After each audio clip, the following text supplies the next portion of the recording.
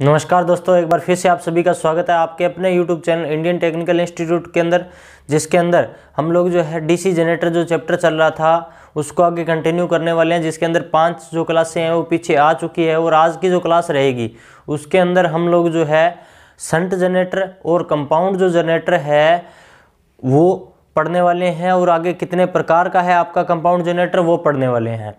और डायग्राम के साथ साथ हम देखने की कोशिश करेंगे कि एग्ज़ाम टाइम में इनसे रिलेटेड क्वेश्चन किस तरीके के आते हैं। तो चलिए दोस्तों शुरू करते हैं। सबसे पहले अपने करते हैं shunt generator. Shunt generator shunt generator जो है आपका, इसका डायग्राम देख लेते हैं। शंट जनरेटर का जो डायग्राम होता है इसमें क्या होता है, शंट यानी कि समांतर में।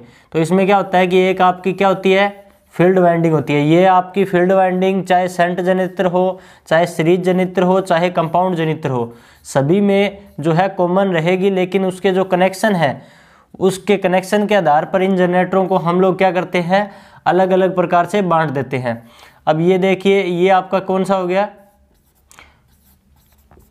ये आपका शंट जनरेटर हो गया। अब शंट जनरेटर के अंदर हमने क्या किया है कि आर्मेचर के जो आपकी फील्ड वाइंडिंग थी उसको क्या जोड़ा है, समांतर क्रम में जोड़ा है। समांतर क्रम में जोड़ा है इसलिए हमने क्या बोल दिया, इसको शंट जनरेटर बोल दिया है। और अगर सीरीज में जोड़ते तो इसको हम लोग क्या बोल देते, सीरीज जनरेटर बोल देते। अब सबसे पहली चीज़ इसके अंदर क्या हो रही है, तो इसके अंदर हो रहा है कि आपकी जो फील्ड वाइंडिंग है वो कहाँ जुड़ी हुई है, तो फील्ड वाइंडिंग आर्मेचर के समांतर क्रम में। यानी कि जो फील्ड वाइंडिंग है आर्मेचर के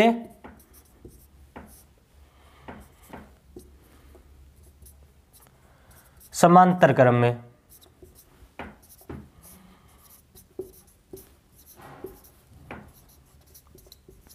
जुड़ी है। यानी कि अगर एग्जाम टाइम में पूछ लिया जाता है कि आपकी जो शंट वाइंडिंग है, शंट जनरेटर है, उसमें फील्ड वाइंडिंग जो है समांतर में जुड़ी होती है या फिर सीरीज में जुड़ी होती है, तो आपका सीधा सा आंसर होना चाहिए कि जो आपकी फील्ड वाइंडिंग है शंट जनरेटर की जब भी बात आएगी तो वहाँ पर आपकी जो है ओनली समांतर में जुड़ी होगी। अब उसके बाद में दूसरी बात कर लेते हैं। तो इसमें क्या होता है कि अब करंट के लिए देखिए, यहाँ से आपका आर्मेचर जो है एक करंट पैदा कर रहा है, और करंट पैदा करने के बाद में ये जो देखिए इसके कितने रास्ते हैं, 2 रास्ते हैं। यानी कि ये आपका क्या हो गया, आर्मेचर करंट हो गया, ये आपका क्या हो गया, लोड करंट हो गया, और ये आपका क्या हो गया, शंट फील्ड करंट हो गया। यानी कि यहाँ पर आपके सामने जो करंट है आर्मेचर, उसके 2 रास्ते हैं। यानी कि आपका जो आर्मेचर करंट है वो किसके बराबर होता है, तो आपका आर्मेचर करंट जो है लोड करंट, क्योंकि एक लोड की तरफ जा रहा है और दूसरा शंट फील्ड करंट, इन दोनों के योग के बराबर आपका जो आर्मेचर करंट है वो आर्मेचर करंट होता है।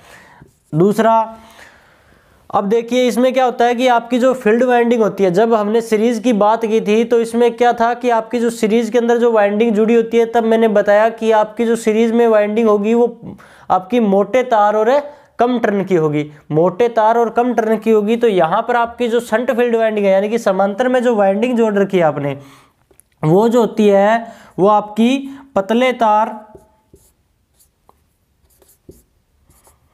वह अधिक टर्न की होती है।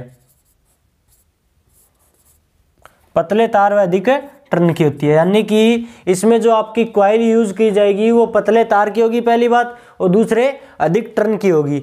अब क्यों होती है पतले तार और अधिक टर्न की, क्योंकि उसमें क्या था कि आपकी जो करंट थी वो करंट क्या थी, सेम थी सीरीज वाइंडिंग में, सीरीज जनरेटर जो था।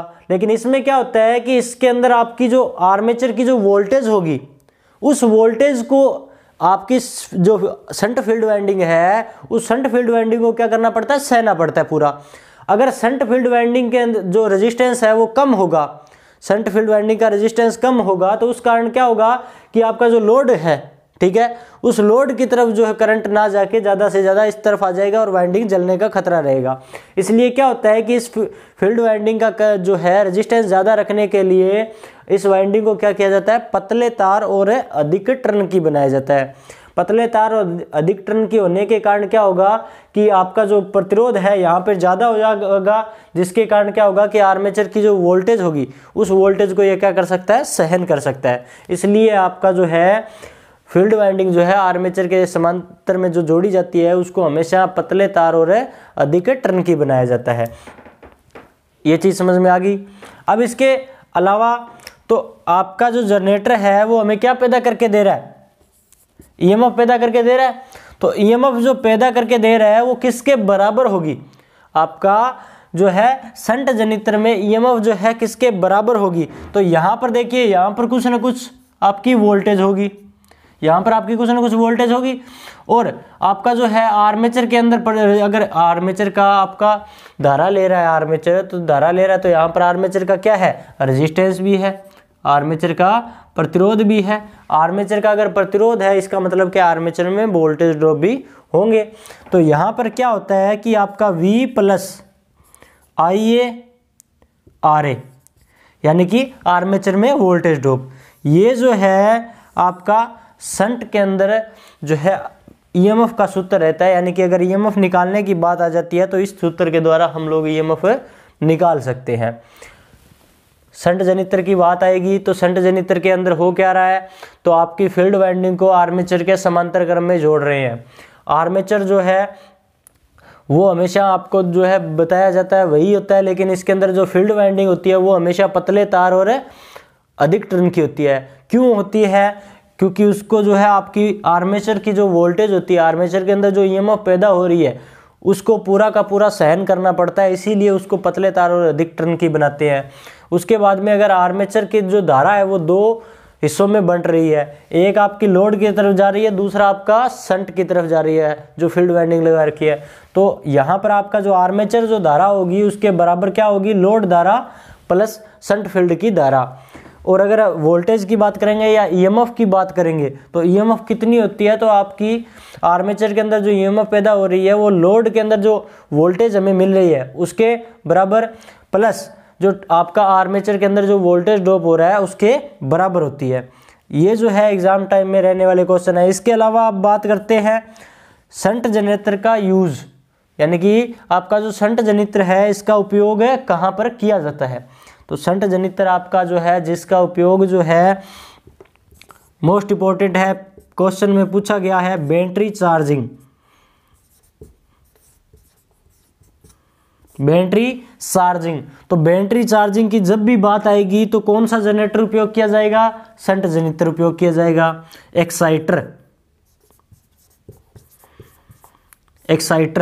एक्साइटर के रूप में आपका कौन सा जनरेटर यूज किया जाएगा, तो शंट जनरेटर यूज किया जाएगा। हमने पिछली क्लास के अंदर देखा था पृथक उत्तेजित जनरेटर। तो पृथक उत्तेजित जनरेटर में क्या होता है कि हमें जो है बाहर से आपको सप्लाई देनी पड़ती है, यानी कि आपका जो इस तरीके का पृथक उत्तेजित जनरेटर का डायग्राम था जिसको हम लोग क्या कर रहे थे, यहां पर आपका आर्मेचर लगा हुआ था, ये आपका आर्मेचर लगा हुआ था। तो आपका यहां पर आपका आर्मेचर लगा हुआ था, यहां पर आप क्या कर रहे थे, सप्लाई दे रहे थे, डीसी सप्लाई। तो यहां पर आप जो डीसी सप्लाई दे रहे थे, मैंने क्या बताया था कि यहां पर आप जो है बैटरी के द्वारा डीसी सप्लाई दे रहे हो या फिर आप जो है छोटे डीसी जनरेटर यूज कर सकते हो। तो छोटे डीसी जनरेटर कौन से यूज किए जाएंगे, तो एक्साइटर यूज किए जा सकते हैं। यानी कि एक्साइटर के रूप में आपकी जो फील्ड वाइंडिंग होती है उसको एक्साइट करने के लिए, आपका जो है चुंबक बनाने के लिए कौन से जनरेटर यूज किए जाते हैं, तो आपके शंट जनरेटर यूज किए जाते हैं। ये मोस्ट इंपॉर्टेंट क्वेश्चन है एग्जाम टाइम में। इतने ही क्वेश्चन जो है शंट जनरेटर से रहते हैं कि शंट जनरेटर है क्या, और उसके अंदर फील्ड वाइंडिंग कहाँ पे जुड़ी होती है, उसके अंदर धारा जो होती है उसका क्या सूत्र है, जो वाइंडिंग होती है वो कैसी होती है, उसके अंदर ईएमएफ का कौन सा सूत्र है, या फिर उसका उपयोग कहाँ पर किया जाता है। एग्जाम टाइम में इतने ही आपके क्वेश्चन है शंट जनरेटर से रहते हैं, तो स्क्रीनशॉट ले लीजिए जल्दी से जल्दी।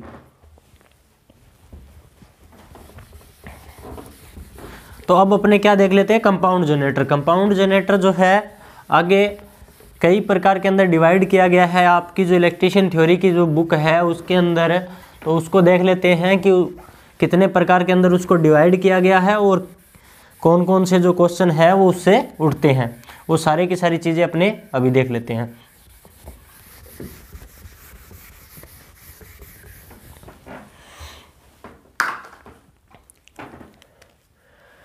तो इसमें क्या है कि आपका पहले कंपाउंड जनरेटर की बात करते हैं। कंपाउंड जनित्र बोल देते हैं, कंपाउंड बोल देते हैं, यौगिक बोल देते हैं, मिश्रित बोल सकते हैं। यानी कि मैंने आपको अभी बताया कि जो कनेक्शन है उन कनेक्शन के आधार पर ही इन जनरेटरों का वर्गीकरण किया जा रहा है कि आपकी जो वाइंडिंग है उन वाइंडिंग के कनेक्शन किस तरीके से किए जाएंगे। तो सीरीज जनरेटर में आपका क्या था कि केवल और केवल एक वाइंडिंग थी जिसको उसने क्या बोला किया, सीरीज के अंदर जोड़ दिया। और शंट जनित्र के अंदर क्या था कि आपकी वही वाइंडिंग थी लेकिन उसको पतले तार के अंदर बनाया और एक वाइंडिंग थी जिसको आर्मेचर के समांतर क्रम में जोड़ दिया। तो सीरीज में जोड़ा, इसलिए सीरीज जनरेटर बोल दिया। मिश्रित कंपाउंड क्या होगा, तो आपका कंपाउंड या मिश्रित ये होगा कि आपकी जो सीरीज वाइंडिंग है वो भी जनरेटर में होगी और जो आपकी शंट वाइंडिंग है वो भी आपकी जनरेटर में होगी। तो अगर दोनों वाइंडिंग एक ही जनरेटर में पाई जाएगी तो उसको हम लोग क्या बोलते हैं, मिश्रित क्रम। हमने पीछे मिश्रित क्रम के अंदर कनेक्शन किए थे, तो वो कनेक्शन जो थे उन्हीं कनेक्शन के आधार पर इसको क्या बोला गया है, मिश्रित जनित्र बोला गया है। तो मिश्रित जनित्र की जब भी बात आएगी तो मिश्रित जनित्र के अंदर क्या हो रहा है कि हमने देखा ये एक आपकी वाइंडिंग है, इसको मोटे तार की बनाते हैं।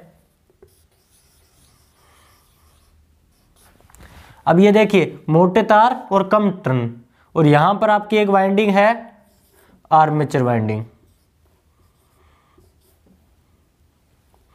जिसको हमने क्या कर दिया, आर्मेचर को फील्ड इसके जो सीरीज फील्ड वाइंडिंग है, सीरीज फील्ड वाइंडिंग के सीरीज में जोड़ दिया। अब देखते हैं एक और वाइंडिंग बनाते हैं। ये देखिए पतले तार और अधिक टर्न। तो इसमें क्या होता है कि इस तरीके से आपके वाइंडिंग जो होती है उसके अंदर एक तो वाइंडिंग होगी पतले तार और अधिक टर्न की, एक मोटे तार और कम टर्न की वाइंडिंग होती है। तो इस वाइंडिंग को इस तरीके से हम लोग जो है डिजाइन करते हैं और जिसी के आधार पर ही हम लोग इसको क्या बोलते हैं, कंपाउंड जनित्र बोलते हैं। अब ये कंपाउंड जो जनित्र है इसमें क्या चीज़ इंपॉर्टेंट है या क्या चीज़ हम लोग बोल सकते हैं हाइलाइट्स है। तो इसके अंदर दोनों वाइंडिंग है और दोनों वाइंडिंग आपकी एक ही जनरेटर के अंदर पाई जाएगी, तो हम लोग इसको क्या बोलेंगे, कंपाउंड जनरेटर बोलेंगे। अब ये जो कंपाउंड जनरेटर है इसके अंदर क्या होता है कि ये कितने प्रकार का होता है, तो ये मेनली जो है ये वाइंडिंग जो होती है इसी के आधार पर कितने प्रकार का होता है, 2 प्रकार का होता है। कौन कौन सा होता है 2 प्रकार का, तो होता है लॉन्ग शंट और दूसरा होता है शॉर्ट शंट। शॉर्ट शंट तो 2 प्रकार का होता है, लॉन्ग शंट और शॉर्ट शंट। तो लॉन्ग शंट और जो शॉर्ट शंट है दोनों के अंदर डिफरेंस क्या है, तो इसी वाइंडिंग का डिफरेंस है। इसमें क्या होता है कि आपकी जो शंट फील्ड वाइंडिंग होती है उसके आधार पर बांटा गया है मेनली। दोनों के डायग्राम देखने की कोशिश करते हैं। ये आपकी होगी सीरीज वाइंडिंग, ये आपकी होगी आर्मेचर वाइंडिंग, यहां पर हमने लगा दिया लोड। अब देखिए जो आपकी शंट फील्ड वाइंडिंग है अगर होती है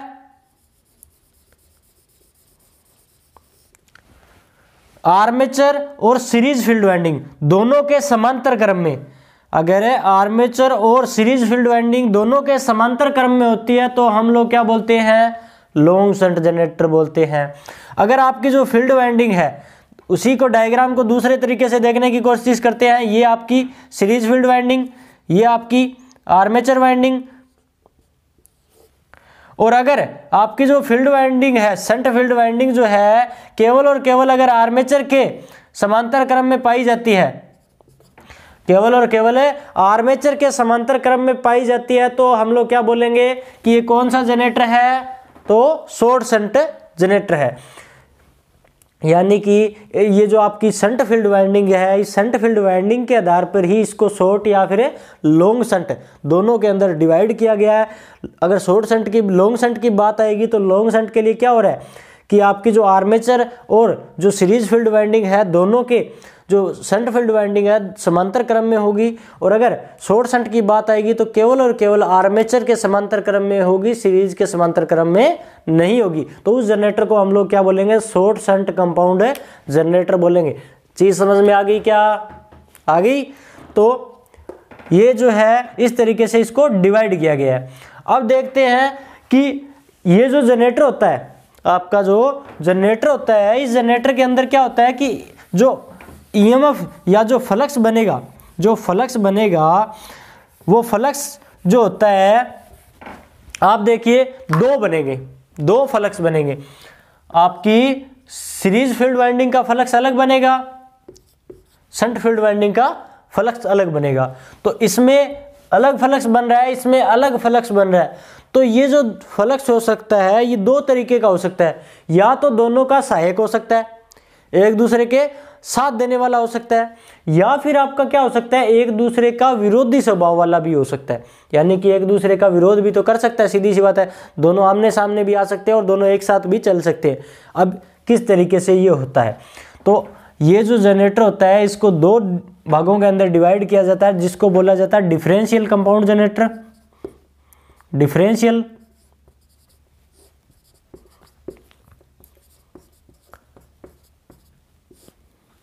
compound generator, differential compound generator, और दूसरा जो है कम्युलेटिव कंपाउंड जनरेटर।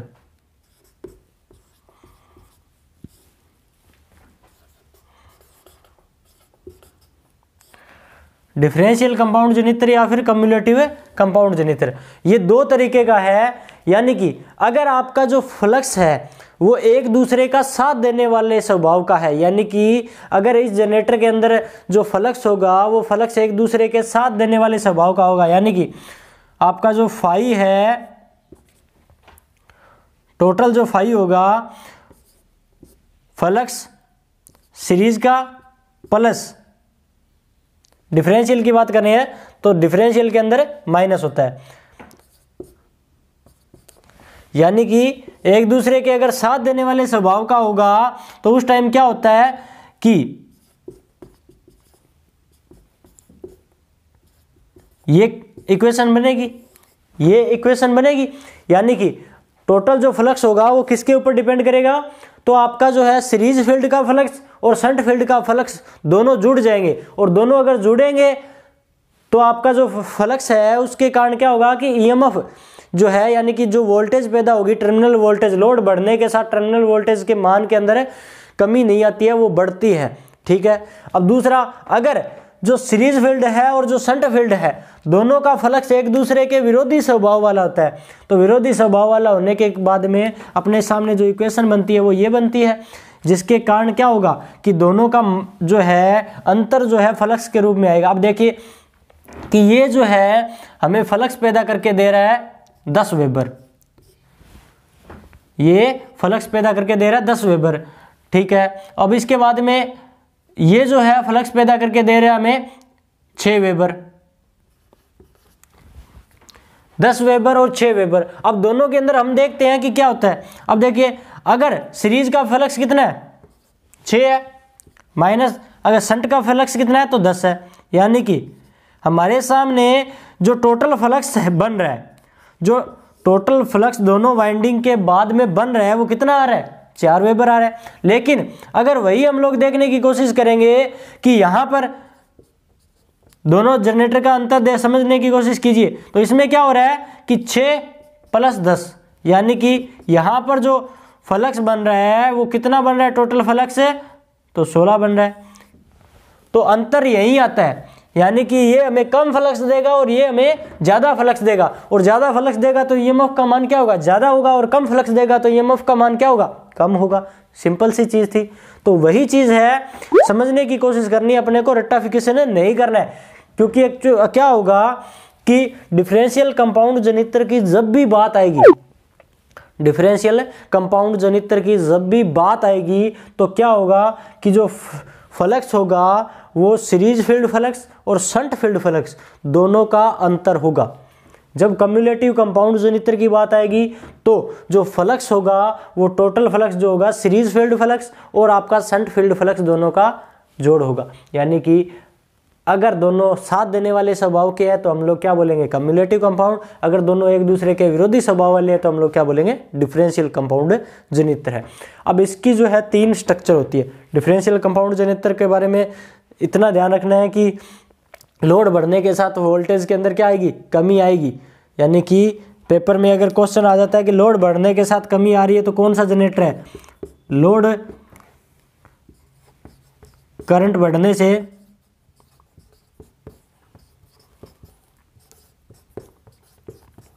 वोल्टेज में कमी आती है।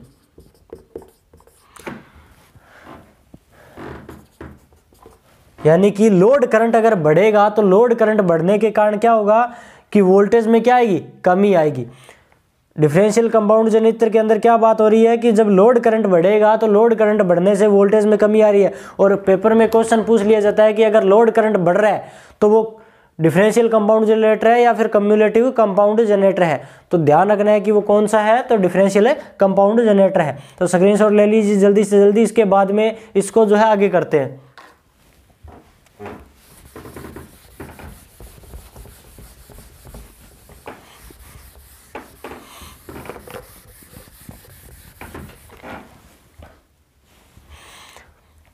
तो आपका जो ये कम्युलेटिव कंपाउंड जनरेटर है ना, इस कम्युलेटिव कंपाउंड जनरेटर की क्या होती है, 3 स्ट्रक्चर होती है। यानी कि 3 जो है तरीके का ये कम्युलेटिव कंपाउंड जनरेटर होता है। वो कौन कौन से हैं, तो पहला है ओवर, दूसरा है लेवल और तीसरा है अंडर। यानी कि over cumulative compound generator, level cumulative compound generator और अंडर कम्युलेटिव कंपाउंड जनरेटर। अब ये ओवर, लेवल और अंडर की स्ट्रक्चर क्या है, तो अगर लोड बढ़ने पर, लोड बढ़ेगा तो वोल्टेज जो होगी, जो टर्मिनल वोल्टेज जो होगी क्या होती है, बढ़ती है। अगर लोड बढ़ने पर टर्मिनल वोल्टेज बढ़ती है तो हम लोग क्या बोलते हैं कि कौन सा जनरेटर है, ओवर जनरेटर है। यानी कि टर्मिनल वोल्टेज लोड बढ़ने पर क्या होगी, बढ़ेगी। और लेवल कंपाउंड जनरेटर, तो लोड बढ़ने पर टर्मिनल वोल्टेज जो होगी स्थिर रहेगी। यानी कि जो लोड है, लोड बढ़ने पर टर्मिनल वोल्टेज क्या करेगी, स्थिर रहेगी। यानी कि टर्मिनल वोल्टेज के अंदर चेंजेस नहीं आता है तो हम लोग क्या बोलेंगे, लेवल कम्युलेटिव कंपाउंड जनरेटर है। अगर अंडर कम्युलेटिव कंपाउंड जनरेटर की बात करते हैं तो अंडर कम्युलेटिव कंपाउंड जनरेटर कौन सा होगा, तो लोड बढ़ने पर वोल्टेज जो होती है उसमें अगर कमी आती है, यानी कि टर्मिनल वोल्टेज के अंदर कमी आती है तो उसको हम लोग क्या बोलते हैं, अंडर कम्युलेटिव कंपाउंड जनरेटर बोलते हैं। यानी कि ओवर, लेवल और कम्युलेटिव जो कंपाउंड जनरेटर है उसको किसके आधार पर बांटा गया है, तो लोड जो है बढ़ने के साथ साथ जो वोल्टेज के अंदर कमी आती है या फिर जो है बढ़ोतरी होती है उसके आधार पर जो है इसको बताया गया है कि इसके अंदर 3 जो है संरचनाएं हो सकती है कि एक तो ओवर की कंडीशन में पाया जा सकता है, एक लेवल की कंडीशन में ये पाया जा सकता है और एक अंडर की कंडीशन में पाया जा सकता है। पेपर में जो क्वेश्चन है वो इस तरीके का रहता है। उसके बाद में इनका यूज जो है पूछ लिया जाता है। तो ओवर जो कंपाउंड जनरेटर होता है इसका लाइटिंग वगैरह नॉर्मल के अंदर यूज किया जाता है, इसका पूछ लिया जाता है। तो इसका जो यूज है वो किस लिए किया जाता है, तो इसका उपयोग किया जाता है लेथ मशीन। लेथ मशीन के अंदर, लेथ मशीन के अंदर उपयोग किया जाता है। तो लेथ मशीन में उपयोग किया जाता है। इसके बाद अंडर कंपाउंड जो जनरेटर है उसकी, तो इसका उपयोग जो है आपका नॉर्मल जो लाइटिंग वगैरह है उसी के अंदर इसका यूज होता है। आपका जो डिफरेंशियल कंपाउंड जनरेटर था उसका यूज देख लीजिए। उसका यूज जो होता है ना, डिफरेंशियल कंपाउंड जनरेटर का मोस्ट इंपॉर्टेंट है आर्क वेल्डिंग। आर्क वेल्डिंग के लिए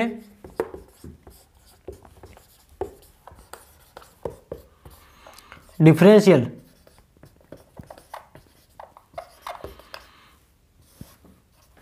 आर्क वेल्डिंग के लिए डिफरेंशियल कंपाउंड जनरेटर।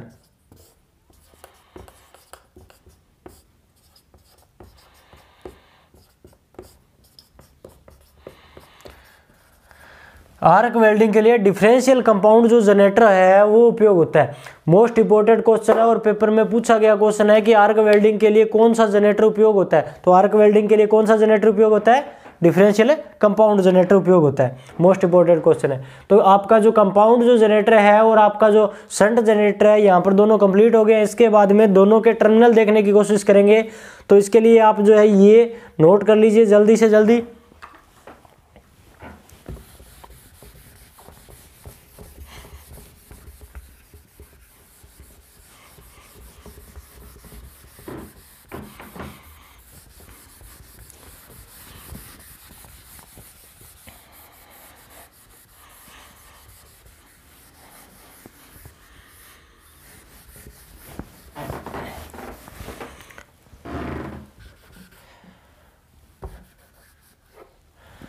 अब टर्मिनल से मतलब क्या है? तो टर्मिनल से मतलब ये है कि आपकी जो वाइंडिंग होगी, एक तो शंट फील्ड वाइंडिंग है, दूसरी सीरीज फील्ड वाइंडिंग है, तीसरी आर्मेचर वाइंडिंग है। इसके अलावा दो और आ जाती है जिसको हम लोग आगे जो है कंपनसेटिंग वाइंडिंग बोलेंगे या इंटरपोल वाइंडिंग बोलेंगे। तो इन सभी के जो सिरे हैं उनको कोडिंग किया गया। कोडिंग मतलब उनको जो है नाम दिए गए हैं कि पर्टिकुलर यही नाम है। और पेपर में जो है इस तरीके का क्वेश्चन भी आया हुआ है कि आर्मेचर के सिरों को किसके द्वारा शो किया जाता है, या फिर सीरीज फील्ड के जो सिरे हैं उनको किसके द्वारा शो किया जाता है, या शंट फील्ड के जो सिरे हैं उनको किसके द्वारा शो किया जाता है। तो देख लेते हैं।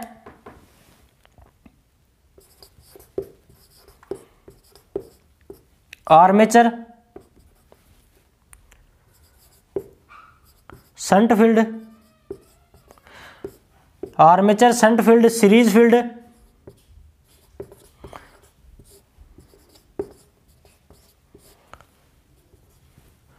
इसके साथ साथ में फील्ड वाइंडिंग।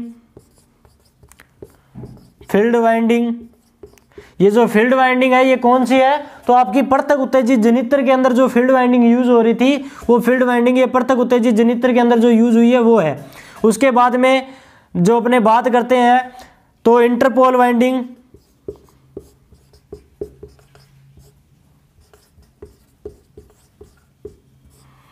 और कंपनसेटिंग वाइंडिंग।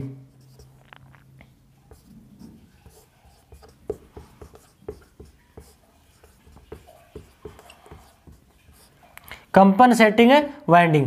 तो इस तरीके से ये जो है 5 एग्जाम टाइम में मोस्ट इंपॉर्टेंटली पूछे जाते रहते हैं 6 कि आपके जो है आर्मेचर के सिरे हैं उनको किसके द्वारा, शंट फील्ड के सिरों को किसके द्वारा, या सीरीज फील्ड के सिरों को किसके द्वारा, या फिर जो फील्ड वाइंडिंग है उसके सिरों को किसके द्वारा, और इंटरपोल या फिर कंपनसेटिंग वाइंडिंग के सिरों को किसके द्वारा कोडिंग किया जाता है, किसके द्वारा शो किया जाता है। तो इनके जो सिरे हैं इनको पूछ लिया जाता है एग्जाम टाइम में कि किसके द्वारा शो किया जाता है। तो देख लेते हैं। आर्मेचर के जो सिरे होते हैं दोनों A1 और A2, आर्मेचर के जो सिरे होते हैं, जैसे ये आर्मेचर के जो सिरे होंगे इनको किसके द्वारा, A1 A2 के द्वारा शो किए जाएंगे। यानी कि आर्मेचर के सिरों को A1 और A2 के द्वारा शो किए जाएंगे हमेशा। तो उसके बाद में शंट फील्ड वाइंडिंग के सिरे जो होते हैं वो किसके द्वारा शो किए जाते हैं, E1 E2। Series field winding की सिरे की बात आएगी तो D1 D2।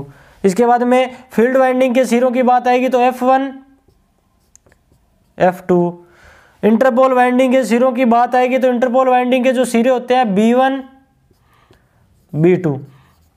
उसके बाद कंपनसेटिंग वाइंडिंग के सिरों की बात आएगी तो C1 C2।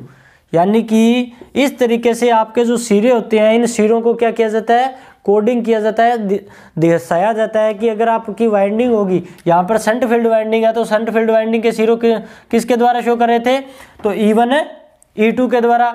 और उसके बाद में सीरीज फील्ड वाइंडिंग के सिरों की बात आएगी तो D1 D2 के द्वारा। तो इस तरीके से एग्जाम टाइम में क्वेश्चन भी रहता है कि इनको सिरों को किस तरीके से हम लोग शो करते हैं, ये क्वेश्चन भी पूछ लिया जाता है। या फिर जब आप लोग प्रैक्टिकल वगैरह करते हो तो उस टाइम इनकी ज़रूरत पड़ जाती है। वहाँ पे जो है नोट किया हुआ है, कई जगहों पे होता है कि आपका जो, अगर जैसे मशीन देखते हो, मशीन के ऊपर अगर लिखा हुआ है कि A1 A2 है, D1 D2 है, E1 E2 है, तो आपको देखने पे पता लगना चाहिए कि अगर D1 D2 लिखा हुआ है तो कौन सी वाइंडिंग है। इस तरीके से एग्जाम टाइम में इस तरीके का क्वेश्चन भी रहता है और प्रैक्टिकल टाइम में भी आपको जो है हेल्प करने में मदद करता है ये चीज़ें। तो उम्मीद करता हूँ ये चीज़ें आपको समझ में आ गई है। तो जल्दी से जल्दी स्क्रीनशॉट ले लीजिए। उसके बाद में आपको जो पिछली क्लास के अंदर 2 क्वेश्चन दिए गए थे उनको करने की कोशिश करते हैं।